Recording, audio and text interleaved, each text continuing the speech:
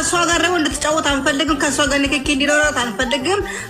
ስራና ስራ ከሆነ ወይም ደግሞ ሌላ ጌም ከተጫወተች ከሌላ ሰው ጋር ብዙ ጌመር አለን። ትምጣ ትጫወት፣ እኛ ከጎኗ ነን። በምንም በቃ ሰፖርት በሚደረግ ነገር ሁሉ እኛ አለን ከጎኗ። ችግር የለውም። ከማንም ጋር ጌም መጫወት ትከፋለች። ትምጣ።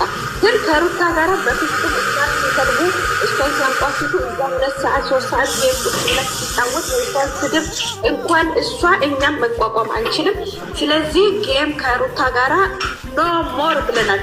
ከነስ ኖ ሞር እያላችሁ ስሩ። እውነት ነው። በቃ ማለት ዩቲዩብ ያላችሁ ልጆች ካላችሁ ማለት ነው። ዩቲዩብ ካላችሁ ትክክለኛ ዩቲዩብ ላይ ነው የሚሰማው። እሷ አንዴ ላወራችሁ። እሺ አውሪያ ናችሁ ዳናናችሁ ቅድም ጀምሮ እየሰማችሁ ነበረና ሁላችሁ የምታወሩ ነገር ራሳችሁ በራሳችሁ ትክክል ናችሁ። ደግሞ እናንተ ንቁ።